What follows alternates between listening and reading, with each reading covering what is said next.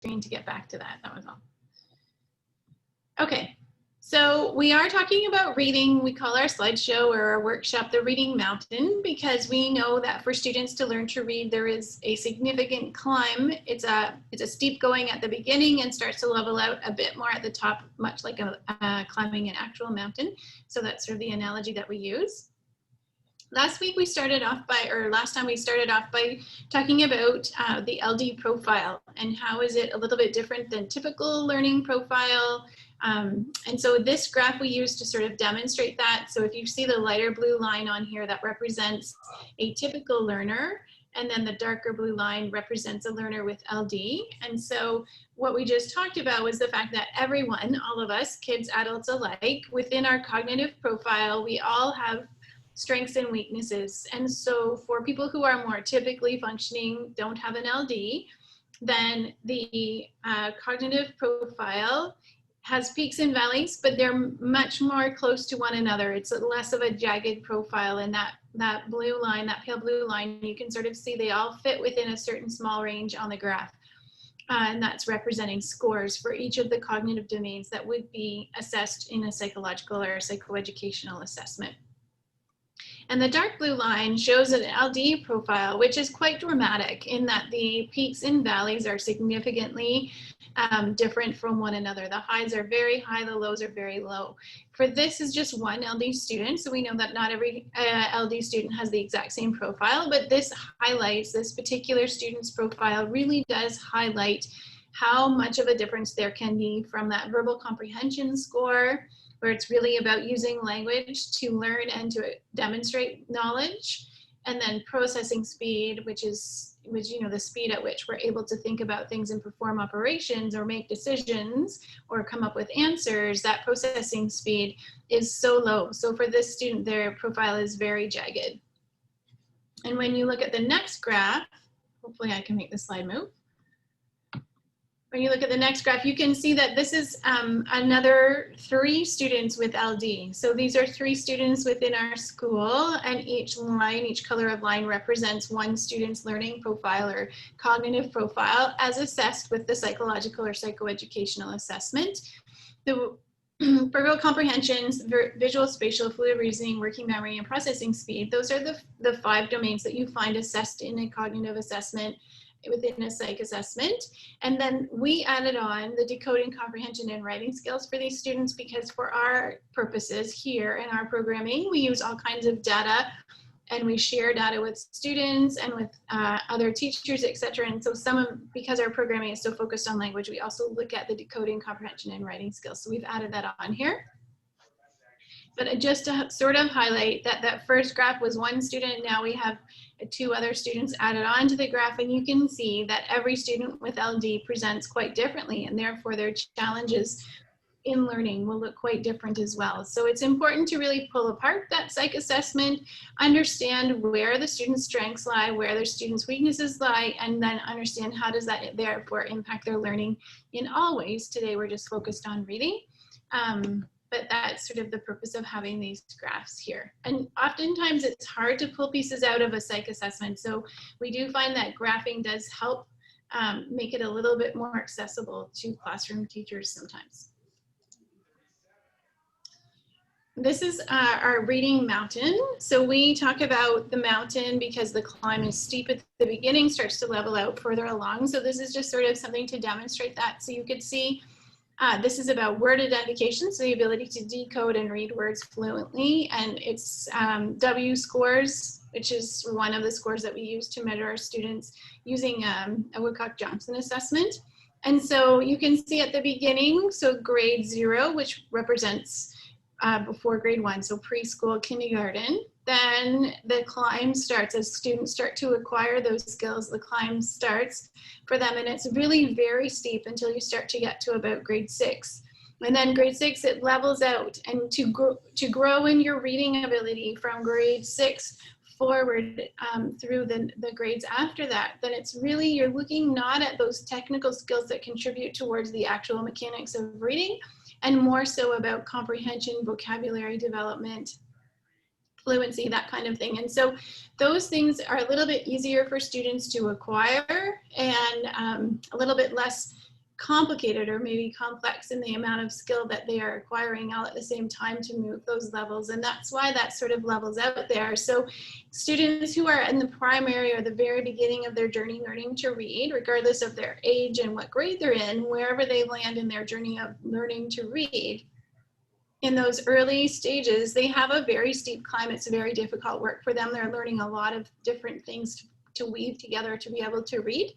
So we like to teach our students about this so that they understand that when they come here and we assess them at the start of the year and they're assessed at, say, a grade 1 reading level, and they're looking to make great gains, it might take a while before they start to show that they've moved up to grade 2 or to grade 3 after that.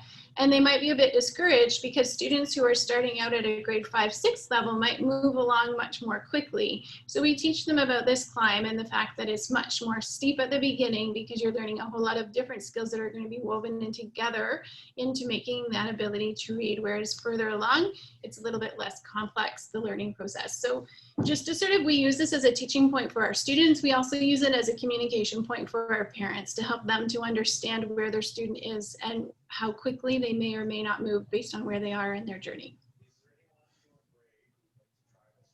So our focus here is, we have two pieces that we talk about, is the remediation and the compensation. So we know that students who have an LD are going to have an LD always. They have it when they're in school, when they're in language class, when they're in science class, when they go out to a restaurant to order food, or they're at summer camp and signing up for activities. We know all of those scenarios, their LD could impact them. And so we want to make sure that we're teaching them the compensation skills, the compensatory skills that they need to be able to function in all of those environments. And we do that by teaching our students about their learning profile. So we do explain to them each of the cognitive domains. We don't give them their exact scores necessarily, but we'll help them to identify and understand which of the cognitive domains are their strengths and which are their weaknesses. We do the same thing with respect to executive functioning, and we tie that to learning skills and work habits so that they're very aware of where their abilities are and what challenges might they encounter when they're working, or why some things are hard for them at school and other things are easier. And once we teach them about that, then it's much easier to help them to identify the strategies. We call them workarounds. On an IEP, they would be labeled as accommodations, but the things that they can use, or tools they can use, or skills or strategies they can put in place in order to support their weakness so that they can be successful with learning and tasks in school. So we talk about that, the workaround. So you might have a weakness in a certain area. Your processing speed might be low or something, but that's okay because we can use a workaround and support that so you can still accomplish the tasks you need to accomplish and continue with your learning. So that's sort of the process that we work through with our students, is teaching their learning profile and then teaching about the workarounds and then helping them to develop those advocacy skills so that they are well equipped for when they transition back to the regular school setting, or even out within the community or at home when they need to put those skills into place. So we do really work hard on that compensation piece. At the same time, we really work on remediation as well. So we kind of have that balanced program. And so the remediation piece is really pulling apart the reading, looking at where are the gaps or where is the block for them that they're not making progress. And that's going to be their entry point. And then we target our instruction to that. And that's what we're going to talk about today, is really how can you identify where are they stuck in that process of learning to read, and then what can you do about it.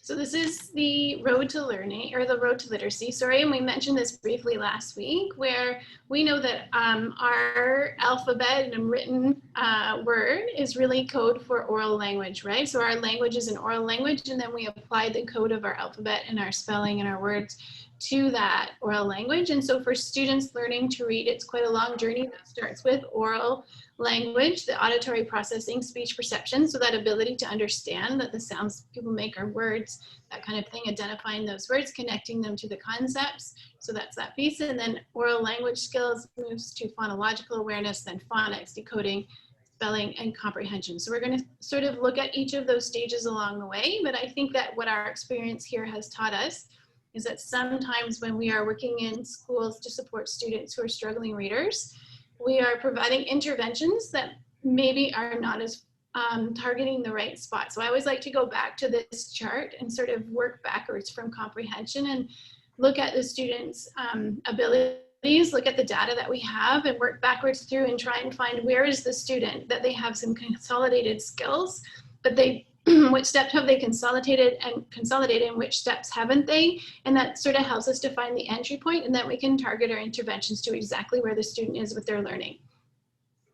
I think this is important because I often hear from schools that they've had students, let's say, in an LLI group, for example, or in a withdrawal small group setting working on specific skills that are related to reading, and that the resource teacher has invested a lot of time in withdrawing that student, but they've not moved. So they did a whole year of being in LLI groups, or they did a whole year of reading recovery or something. The school is pouring a lot of resource into that, but the student's reading level is not moving at all. And so I always think to myself, in that situation, I wonder if the school hasn't gone back far enough in that learning to read process to really target where that student's gaps or blockages are, and that might produce more results if we're able to peel back a little bit further. So that's why I like to refer back to this chart.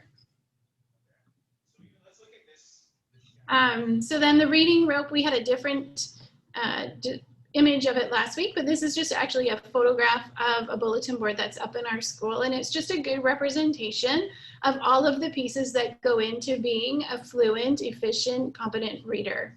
So there's the word recognition piece that's broken down into 3 sections, and then there's the language comprehension piece that has 5 sections, and sort of all of those discrete skills, all of those abilities weave together over time to create that fluent, capable, competent reader. It's a lot for students to integrate.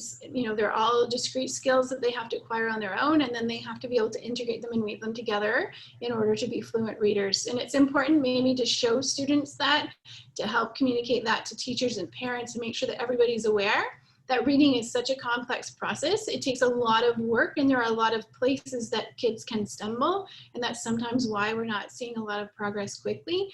People can get discouraged. So if we can sort of pull it apart like this, for ourselves to help to know where we target our interventions, but then also to help other people to understand. Kids can start to feel a little bit better about what they're working on and know that it might take some time to make progress. Same for parents and teachers.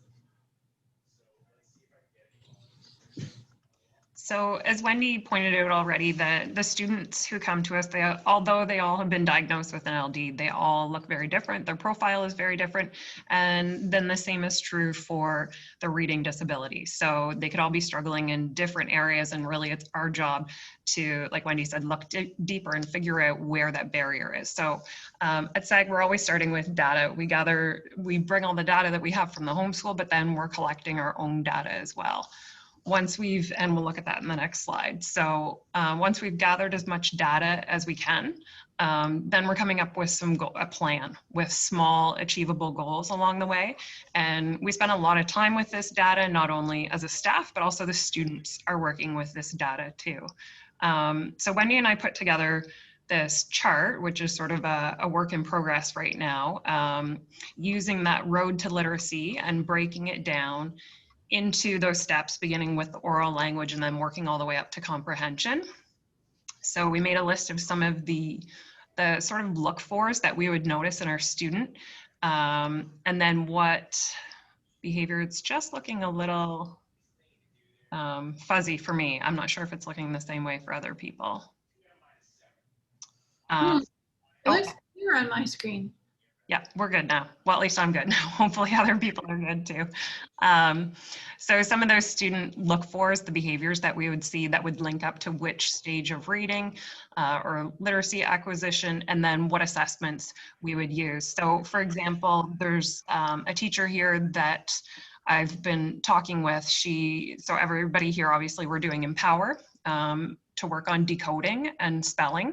And she's got some students in her class that just so far they haven't been making the progress that we expected.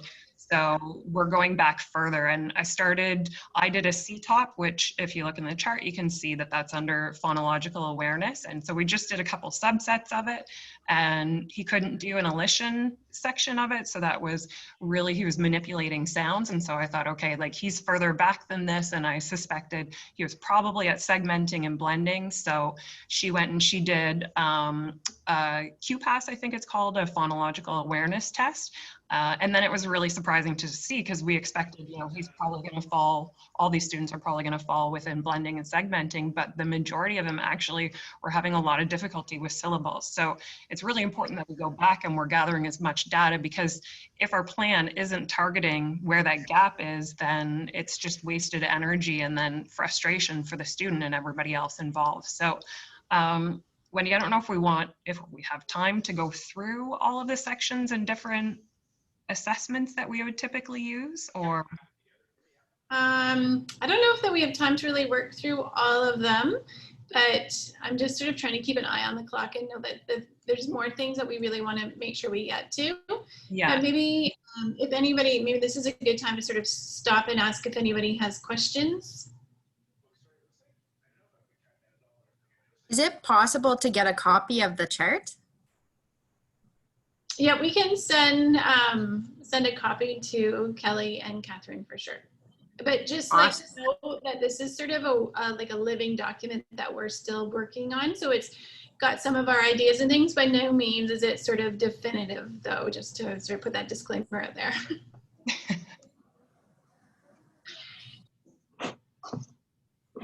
Okay, so if there's no other questions, Joanne, then I think maybe we'd be wise just to push on, and then also just to make sure that everybody's aware that, like I said, we can send a PDF of this to Kelly and Catherine, and they can send it out. And as I said, it's a work in progress. So we'd love to hear back from you if you have ideas to add in, or if you know of other assessments, that screeners and things that you're using, then that's always helpful for us to know about too. We're always learning as well.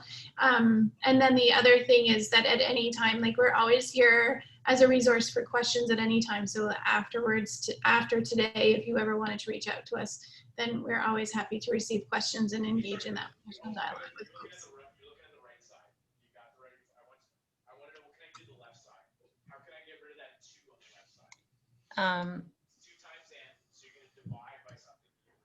So Wendy, right now, because I'm viewing your screen, I'm hearing, sorry, I'm just going to take a second to go through and mute a couple of people. And I don't know if that's recording my screen because I'm recording it, so I'm not really sure. So this is, as we said, data is really important to us here at SAG. This is an example of our data wall in our conference room. So at the start of each year, each one of those rectangles represents a student and represents their reading level, where they are. So it's magnetic, so we'd plot the student and the reading level, put them along this continuum. It's got DRA, and RAS levels as well. And then typically each month we would meet as a school, and we would discuss the progress of the students in our class. And we would just sort of brainstorm together any difficulties that we were having, what we were noticing, what was working for students, stumbling blocks that we were having. So it was really it's a chance for us to come together and collaborate and talk about best practices, and also just celebrate the successes that the kids are having. So we work together very closely to monitor that data, but then the kids are also really involved in their data collection as well.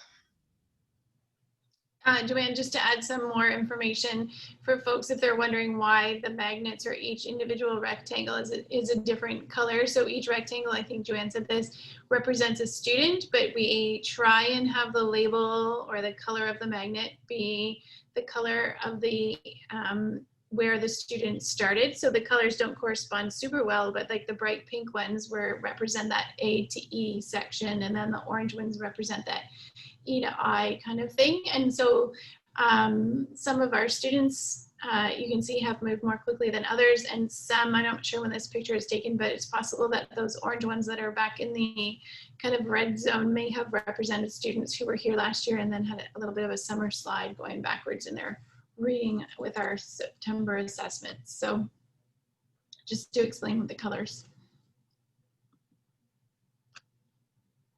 And then, so this is an example of what reading data tracking looks like in a classroom. So the first image is that reading mountain that Wendy had explained. So that first section, that yellow section, would have been the starting point of that student. So they plotted in what their DRA reading level was at the beginning of the year. And then every time that they would complete a reading assessment, we called it leveled up. So then they would fill in the next bar within their reading mountain.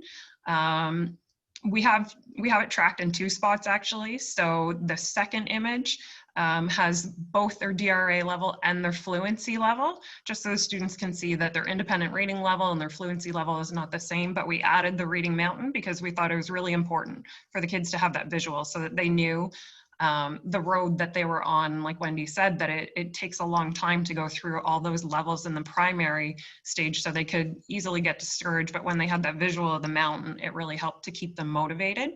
So the students are in charge of keeping track of this. They use it throughout different points throughout the year when they're doing like transition meetings and review meetings with their homeschool. So there's a lot of times where the kids are celebrating their own success, and also like they're in control of their learning. They know what their level is, they know what goals they're working towards, and it's really important that the kids are aware of this and they're part of the process. And then that last picture just shows for the students in that class and what their section of their cupboard looked like with all their reading data. I just to add to that, I know that some teachers feel uncomfortable discussing reading levels with students. They're worried about the students' self-confidence maybe being shaken by, if you have an intermediate student who's reading at a primary or early junior level, that kind of thing. There is, I understand those concerns, and I've had some people really question us on this practice before. And so just to share that there's a lot of reasons why we are so open with our students about their learning and where they are in their journey.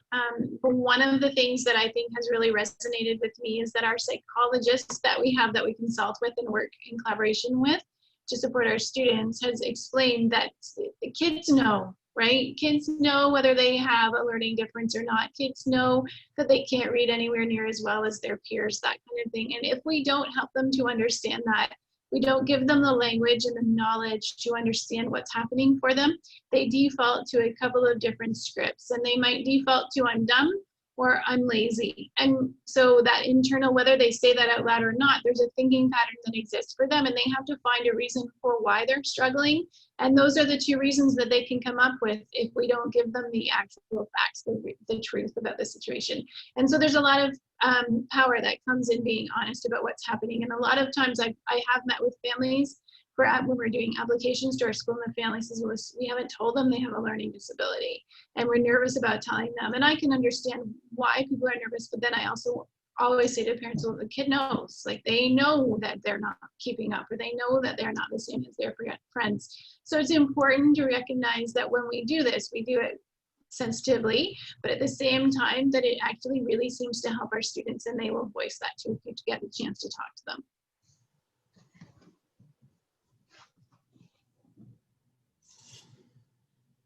So our literacy program at Saginaska has a lot of integral components. Knowing that we don't have a ton of time today, we didn't include writing within this, but it is obviously a part of our literacy instruction. But so we do a lot of phonological awareness, and including targeted phonemic awareness interventions. As I said, like each year we do assessments, and with our speech and language pathologists, we identify the students who are having difficulties in this area so that we can do some small group interventions.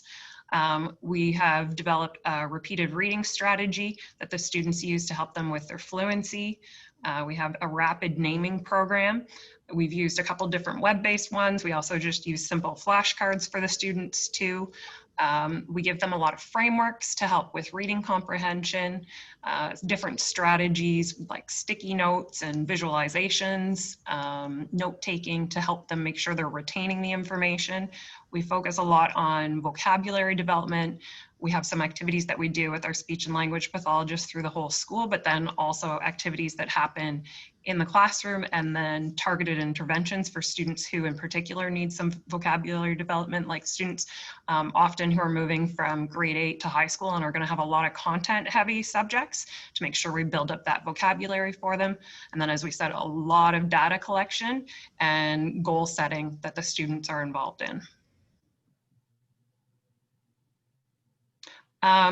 In the interest of time, we went through this one last time. Kelly, should I go through this one again, just in case there are new people, or?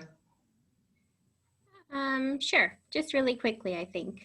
Okay, so phonemic awareness is the ability to hear the sounds, identify beginning, middle, end sounds, all that sort of thing. Also like parts of speech, and then also being able to manipulate the sounds. So the example that we have here is with students, we often are using manipulatives for them, that they can use a manipulative to attach to that sound. So in this case, the example is showing Lego blocks. So we have 4 different Lego blocks that represent those 4 sounds in pulp. So in the word pulp, we have the first sound p, then then and the last sound p. So having the manipulatives becomes really important, especially for our kids who have difficulties with working memory. So then they have something that they can use and work with, because if we're asking them then to manipulate and change the sound, so you can see in the second example that we've asked the student to take away the sound, and now they have p, p. So you can do activities to get the students to segment and also blend and manipulate the sounds. Joanne, can I just jump in to add that I have heard in working with our speech pathologist that sometimes she purposely works with students where they're just orally saying the word or hearing the word, and then using the concrete materials like this to represent each sound without any of the alphabet, so without seeing the word written down. So if we're having trouble getting students to build these skills, then she often will say, let's take away the code, right? Because our alphabet is just a code for our sounds. And it's students who have trouble with that code, then that interferes with their ability to hear the sounds. So sometimes for kids, if they're really struggling with this piece, then make sure that you're taking away any of the letter piece and just working purely with the sounds, and then some kind of Lego block or something to concretely represent the sound. And then once they can hear the sounds like that, then you can start adding in the actual written word. Yeah, that's a good point. Sorry, Wendy, I guess I should have said at the beginning that phonemic awareness, like it's all sound, all hearing, and then once you're touching the code, you're getting into phonics, which is further down on that road to literacy. I think that's just something that, especially with students who are in the upper grades, right? Junior, intermediate, it's really hard to remember that we need to go that far backwards. It's hard to keep that in mind as a possible struggling spot for the student, is the code of the language, and to remember that it all starts out with that oral language piece. And we have had students who are in the intermediate grades or even early high school years who have really struggled to find progress with us, and we needed actually to peel it back all the way back to that oral language phase where they're just hearing and not seeing, but in order to find progress for those students. So I think as students get older, we seem to forget that piece. So just wanted to put a reminder in there. So for explicit phonological awareness, we move up from rhyming and alliteration, being able to tell the parts of a sentence, being able to hear syllables within a word, being able to segment and blend, and then phonemic awareness, which is a part within phonological awareness, so hearing those individual sounds. So as I said, we have lots of small group instruction where, like Wendy said, we're really peeling things back to explicitly teach them these gaps that are missing. Teaching them decoding skills as well, which is our Empower program that we use here. And then, like I said, the example of the teacher I was working with earlier, sometimes it goes all the way back to syllable awareness and practicing rhyming games, even though these students are in junior, intermediate, and high school grades.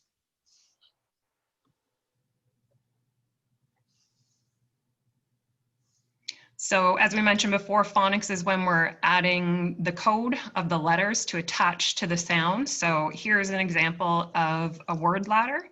So this is once a student is ready for that written component. So you would ask them to write down the letters that represent the word drain. And then each time you would be manipulating the sounds through it. So you'd ask them, okay, change the sound A to ow. And so they'd write out the sounds, and then you could ask them to blend it and then read the words. So now you have drown, and then you'd say, change the D to a B. They would write it out, blend the sounds, and so on.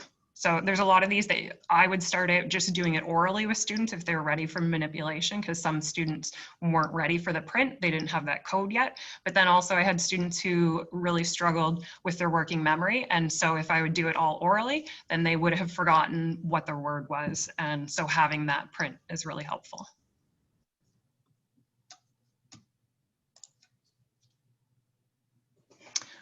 So as I said, we use at Saginaska, we're using Empower for our decoding strategy. They learn 5 different strategies, but really decoding is a way of making sense of that code and assigning sounds that go with those patterns in syllables and words.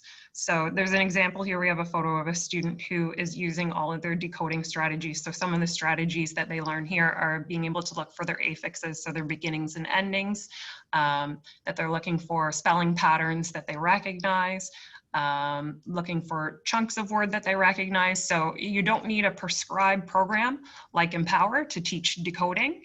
There are a lot of effective strategies that will help students come up with a toolkit to be able to decode unfamiliar words.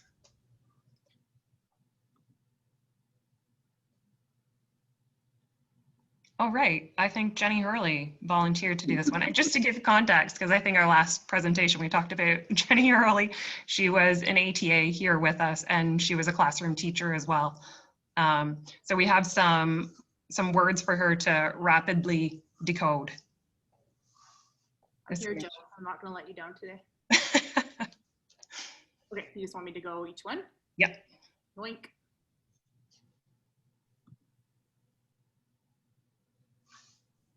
Heb.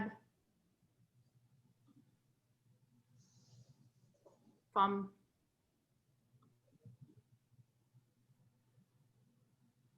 Gritch.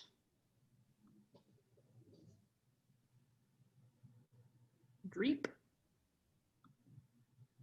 Oh, that was the last one.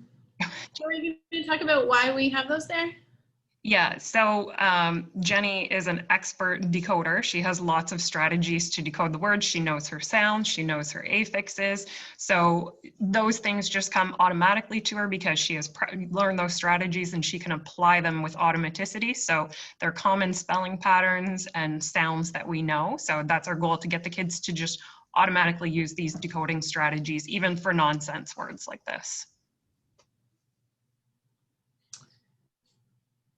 Perfect. So, well, one of the things we want to stop sort of talking about reading specifically for just a moment and explain another strategy that we call as a high yield strategy that we have in place here at Saginaska, that I think everywhere I have been that I've talked about this, people have found a really great way to apply it in their work. And so wanted to share it because it is a tool that we're going to use throughout the rest of the presentation.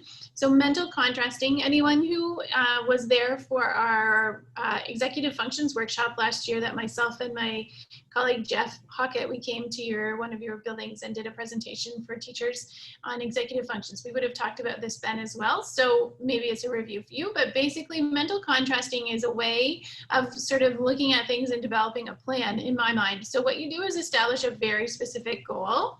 So at the top of this chart, then we have the goal of completing daily tasks for remote learning. And so then once you have that goal, and it needs to be more specific than like learn to read or something, you have to have something very much a SMART goal where it's measurable and specific and achievable. And so you have that goal, you identify it, and then the first thing you're going to do is work through that column on what is the left-hand side of my screen, so obstacles. or barriers. Sometimes it's barriers is the term used, but really what you want to do is brainstorm all of the things that could get in the way of being able to achieve this goal and just list them down. And so when we do this with our students, we sometimes do it for like classroom routines about like remembering to wash your hands when you come in for recess or something, or else sometimes we do it when we know that there's going to be a task that we're giving them, like a math problem to solve or something where it's going to be challenging and we want to prepare them for that. Sometimes we stop midway through something that's not going as we expected or that the students are struggling with, and then stop and do this for a few minutes to try and get ourselves a plan together. But basically you identify that goal, you then list out all of the things that could get in the way. So the goal is to complete daily tasks for remote learning. What could get in the way is having access to a device. So if you're sharing among siblings or if your device is broken, it's hard to pay attention because the dog is barking, someone's making something to eat in the kitchen, that kind of thing, lots going on. It's just uncomfortable for students to work through remote learning because they're not used to it. There's all things that could get in the way. List them all out. And then what are the strategies for, like, what are the things you can apply, the tools and strategies you can use to help overcome those obstacles? So then if the access to a device, because you're sharing with siblings, is the obstacle, then can you create a schedule and post it so everybody knows when it is their turn with the device and you can plan to do your schoolwork then. Prioritize things, use timers, use reminders. So there's things that strategies you can do to manage the obstacle. So we've listed out strategies to manage each of the obstacles that's listed there that might get in the way of accomplishing the goal. You can see in the green font or the green print that we have also tied each of the obstacles to executive functions, because when we really take our time with this chart, then what we're doing is identifying the goal, the obstacles, and then the strategies. And the strategies we can come up with, because when we look at the obstacles, we know that they feel like they're obstacles for all different reasons, but when you kind of boil it down, they're really executive functioning. Executive functions are the obstacle. So if we can identify the problem or the barrier, then we can figure out which executive function that comes into play there. We can then use that to help inform ourselves when we come up with strategies. So it's a really quick overview of cognitive or mental contrasting, but that's a strategy that we use in our school all the time as teachers and with our students. And I certainly have worked through this lots of times with schools where we're talking about do some PD and brainstorming around how to support struggling readers in the school. And then we've done this to sort of try and help ourselves make a bit of a plan for how to make it work in the regular setting. So just to sort of tip you off, that was the next thing that we wanted to talk about doing. And I know we don't have the time today to really flush through this with you, which would be our preference, would be to, okay, we need to do targeted phonological awareness for students in regular school setting. How can we make that happen when you have one cert with however many limited amount of time, large classes, lots of kids with lots of varying needs, that kind of thing. So this might be something that you could work through with a couple of your colleagues, or maybe Kelly or Catherine can sit and work through it with you if you're trying to come up with how are you going to be able to develop that phonological awareness skills programming for students that need it in your classroom. Then you can maybe try and come up with what are the obstacles and then what are the strategies you can use to overcome them. So you might find a plan to come up how you can deliver that phonological awareness programming. So we just kind of want to put that out there as a strategy to go back to with each of the high yield things we talk about. Can you kind of, when you're thinking about how could I do this in my setting, can you go back to that and use that barriers and strategies sort of format in order to help yourself come up with a plan? So sort of moving forward with the high yield strategies, then the next thing that we wanted to talk about is automaticity. And I think I may have talked about this before with you, but just to review, automaticity is the ability to do something automatically, which means you're doing it without giving it any sort of conscious thought. So your cognitive load, your brain power is not taken up with any, it's not being taxed at all in order to perform a task. So the image here is of a little one tying shoes, and that's because it's the best example that I can think of. So when you think about a little kid learning to tie their shoes, think of those little kinders in your schools, it's very consuming for them, right?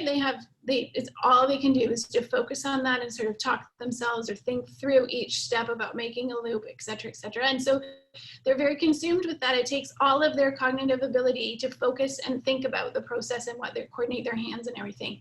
Whereas you and I, we've been tying shoes probably for a whole lot of years, and we're quite adept at it. We got that skill down automatically. So I can tie my shoe, I can tie my kid's shoe, I can tie someone else's shoe, I can tie boot laces or long laces, skinny laces, flat laces, skate laces, doesn't matter what it is, I can tie them. And I can tie them without really paying attention. I don't necessarily have to give my mental energy to it at all. I can just do it. So that means I can carry on a conversation with someone else, or I can pay attention to which kids are in the hallway and which ones have already gone out for recess, that kind of thing. So automatically I'm tying the shoe, no cognitive load, no brain power is going into how do I tie that shoe, because I have it automatically. So all of us develop automaticity with things through practice and rehearsal and repeated practice. And for the average learner, things might become automatic much more quickly.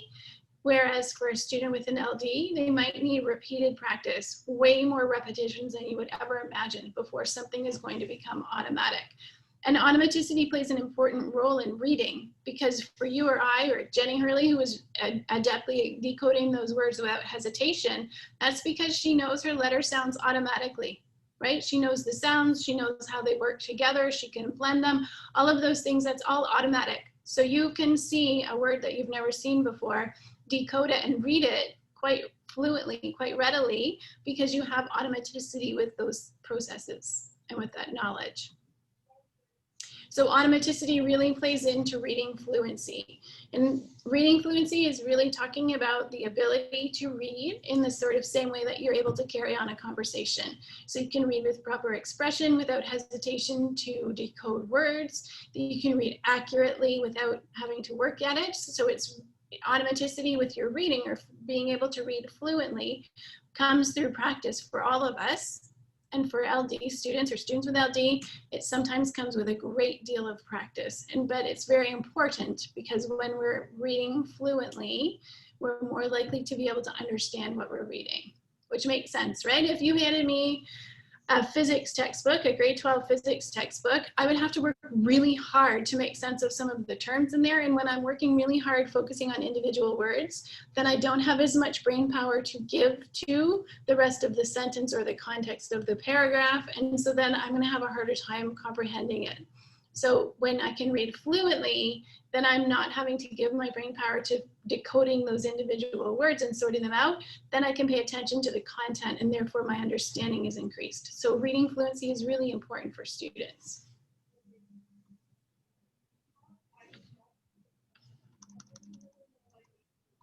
Joanne, is this still me? Yep. Sorry. I lost track of that.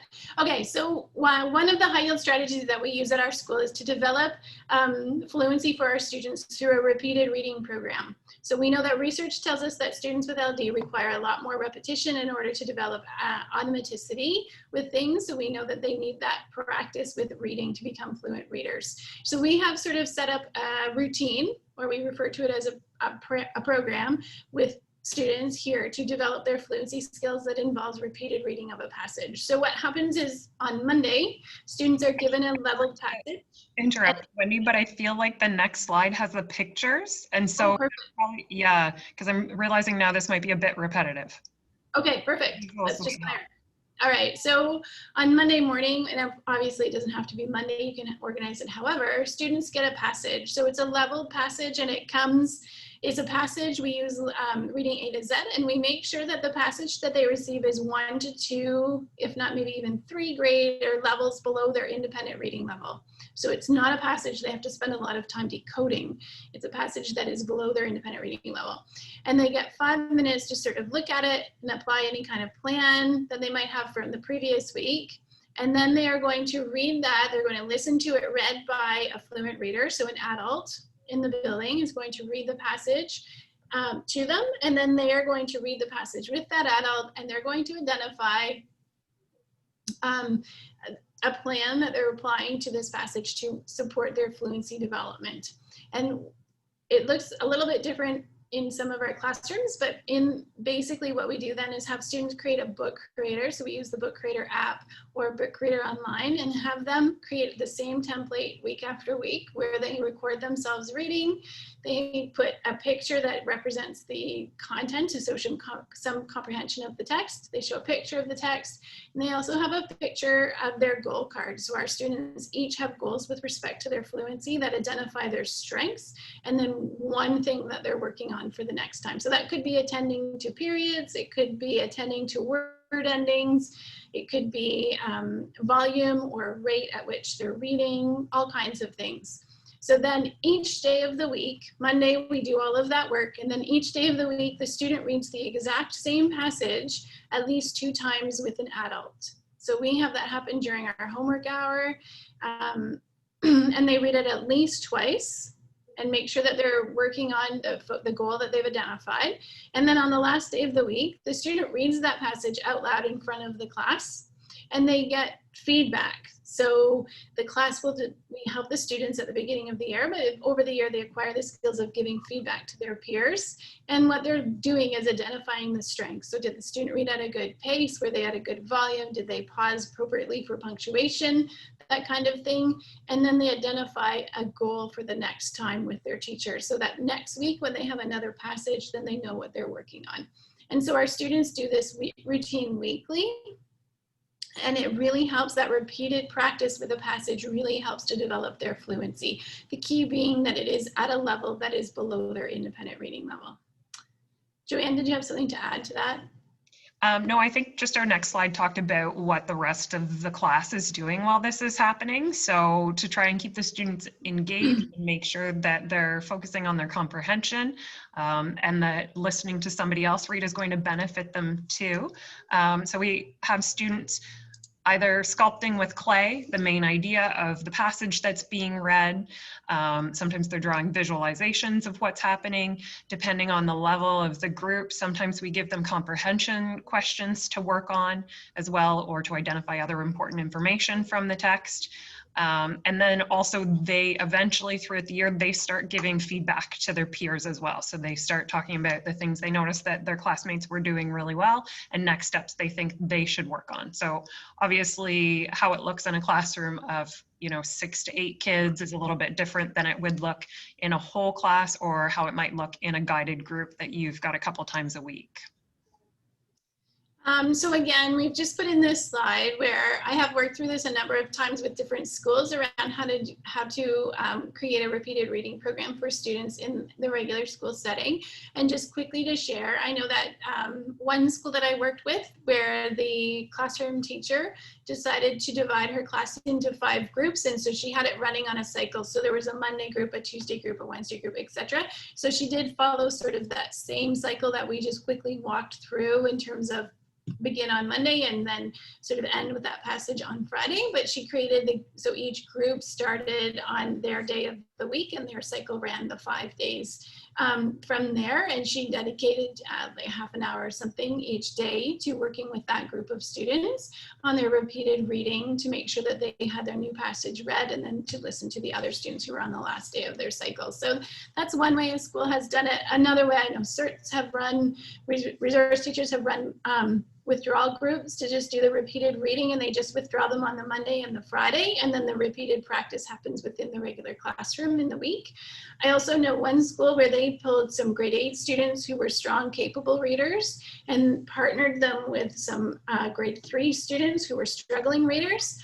And the grade 8s did the repeated reading activities with the grade 3s so that there was a teacher who, the resource teacher had sort of oversaw them. So the students were supervised, but it was older students reading with younger students as well. So I think it's a high yield strategy for sure. And with some creativity, we can find ways to make it work in the regular setting.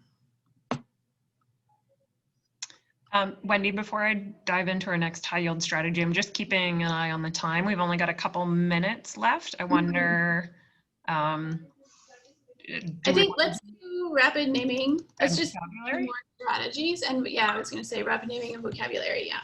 Okay, so one of our other high yield strategies that we use is rapid naming, and it's something that we've developed with our psychologist who's on staff, and then as well as our speech and language pathologist. So it's the 100 most common words, and we break them down into 20 word sets. And so the students progressively work through them. So for most students, it's starting out with just like paper flashcards and eventually moving on to, we did have a web-based program where they were rapidly naming them down to, 0.2 of a second or hundredths of a second. We've also used a program called SightWords Pro. So the goal is to have these students naming these really frequent, commonly used words with automaticity so that their cognitive load is not spent trying to decode them. So we've got 2 really quick videos. The first one shows a student using laminated flashcards, and then the second one shows a student using SightWords Pro to do rapid naming. Fun, not, 8, cat, it, this, on, man, and For the sake of time, then I'm just going to move on. cow, kale, cam, came, came, cap. So just to mention that it is important that the students are having this rapid naming practice with some accuracy, so that we need to make sure that they're reading the words accurately. So initially having an adult with them who can listen, or if you're using SightWords Pro, they can read it and then hit on it to listen to it. So you can load the voice recording of the words so they can monitor for accuracy that way, but we just don't want them to have repeated practice of a misread. Fun, not,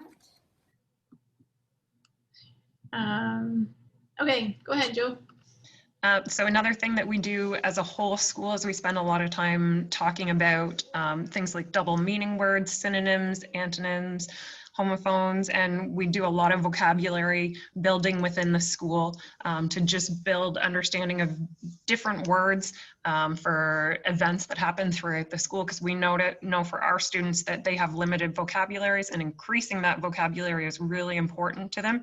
I remember a student who had also said she described it like her filing cabinet takes, because she had slow processing speed, takes her a long time to retrieve them. So the more connections that she has in her filing cabinet to other words, then the easier it is for her to retrieve those words.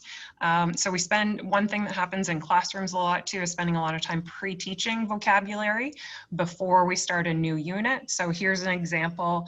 So of a student who is decoding some different words that are connected to a main idea. So the student would get a whiteboard with the word on it. They would use their Empower strategies to decode it, figure out what the word meant, and then they would use their tech to look up the word, the meaning of the word. And then, so if there were 3 students doing this, then they would come together, discuss what their words meant, and then talk about how that relates to the main idea or the topic that we are discussing. So I'm just looking at the time and I noticed that we're at 2:30. So anybody who was in that executive functionings workshop that we did last year in your board, I don't know if you remember, but identified that time management is not a strength for me. You can see I haven't made a lot of progress in that respect because we're not done and our time is up today. But certainly I know that we will be able to share some of the information with Kelly and Catherine, who can then share it out with you. And we are happy to stay in the meeting and answer any questions or hear from anybody who wants to ask questions. And I guess we'll just leave it at that for today, knowing the time. Ladies, thanks so much. I think that just tells us maybe we need to do a part 3 and a part 4, right? So if you're open to that, we may look into this. And I just got a little bit of goosebumps when you were showing that rapid naming, because I recall a visit I had at Saganaska and sat beside a student in grade 7, this is years ago, in grade 7, who was working on a kinder list, rapid naming, and she was so proud. Grade 7 on a kinder list of words, but talk about that piece of the owning their learning. She got it. Like, she was able to explain to me, and so excited that she was able to flip through those words, then went to her next class where they did a mentor text, and she was phenomenal in answering questions after she had listened to the teacher read that. So you just reminded me of those fantastic moments and the idea of the students having a toolkit as well. So I would call them coping strategies. I'm not going to use that anymore. I'm going to call workarounds. So there's some new learning. I think that's fantastic. But thanks on behalf of everybody for the learning over the past 2 weeks. And certs, we have Dr. DeMarc booked for November 26th. So we're going to take a little bit of a break, but we'll send you some information. And the focus for that SESH will be ADHD. So that's coming up, something to look forward to.